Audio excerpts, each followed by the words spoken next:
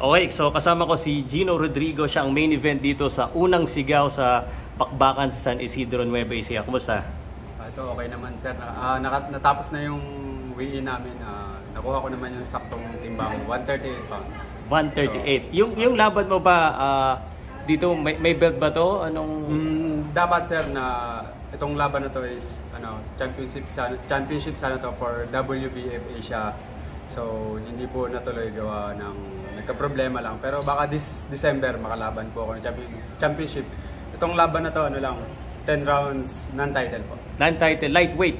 Super lightweight. Super lightweight. Yes. Okay. Gino, medyo alam mo, napapanood kita. Kumusta na ba? Saan ka na ba nagte-training ngayon at may pagbabago ba sa training ni Gino Rodrigo? Ngayon sa Haro Boxing Stable po ako nagte-training ngayon, and Knockout Gym Manguano Rizal and Haro Boxing Stable. Palipat-lipat po ako ng gym na pinag-trainingan. So yun po, Haro Boxing and Angono Rizal Knockout Gym. Diyan so, Haro Boxing ka na yung management mo? Opo, yan, Haro Boxing. I-shoutout ko lang si Boss Aljo Haro sa manager ko. Paano ka napalaban dito sa kay DMC Elordi UKC Promotions? Yun, si Kuya Denver Cuello po, siya po yung nag-promoter ko ngayon. Denver Cuello The Excitement po. Siya po yung promoter ko. So, kumusta preparation mo dito? Siya ka nag-prepare? Gano'ng katagal ba bago nalaman to? Bali nung may laban ako last May 27 sa amin sa Angono Rizal. Yanong Rodrigo versus Yanong. Yung after fight na yon, nung knockout ko si Yanong, nalaman ko pong may laban ako agad. So, mga June po, nalaman kong may laban ako sa kay Alvis Mapari, taga Indonesia. So, halos 2 months mahigit po ako nag-prepare para sa laban na to eh. So, yun, 2 months mahigit po nag-prepare ako sa laban na to kasi hindi nga yun, di kasi ako nang mamaliit ng kalaban porque yun, pinagandaan ko siya, yun. Okay. Taga-Angono ka talaga, no? Angono Rizal.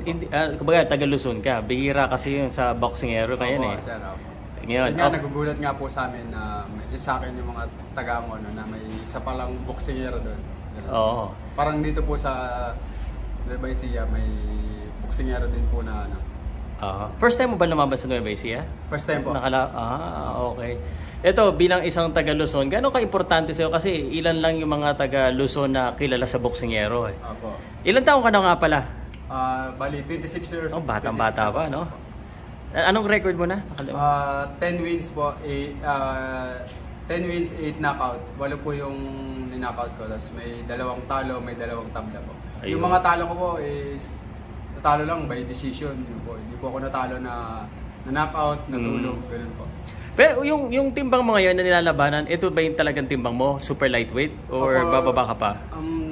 Sa ngayon sir, 140 po talaga ako. Nahihirapan na akong bumaba pa. Kasi galing ako ng mas malaking timbang. So wala na akong balak bumaba sir. 140 lang talaga. Super bihira kasi sa Pilipino yung mga mabibigat. So parang isa ka na sa mabigat eh. Mabigat na para sa atin yung 140 eh. Opo. So, talagang pag 140, bihira yung mga kalaban mo dito sa Pilipinas eh. Opo. Meron ka ba pwede i-share na plano nyo, ng promotions nyo na sa career mo? Kasi halos walang mga kalaban dito mabigat. Yun nga po yung plano namin, baka mag-Amerika po kami. Yun. Ganun. Kasi nandun po lahat yung katimbang na talagang magagandang laban sa Amerika. Yun po yung plano siguro. Makapag-Amerika manalo man po kami bukas, ganun. Baka may plano na mag-Amerika po kami. Sa bukas sa laban mo kay Maufani, anong i-expect ng mga tao ng mga taga Nueva Ecija? May prediction ka ba? Ang prediction ko dito siguro sir,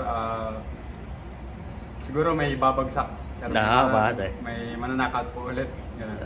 Pero hindi ko po siya minamaliit, talagang pinagandaan ko tong Indonesia na to.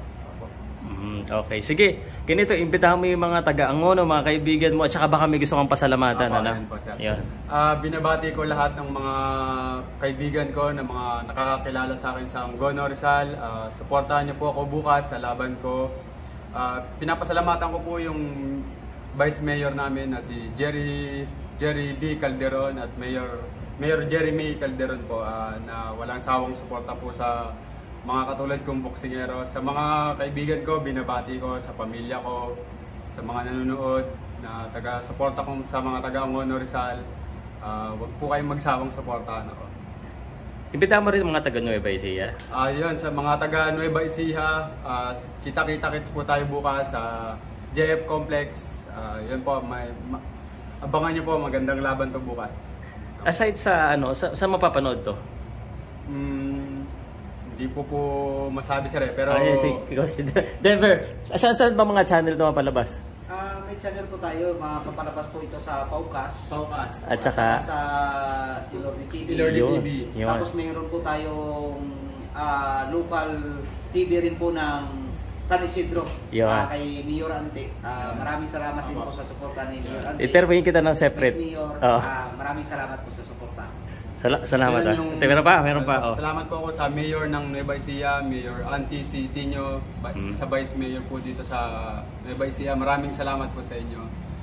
Kay Kuya Denver Coelho po na wala sawang pinopromote ako. Okay. Thank you, brother. Thank you. Okay.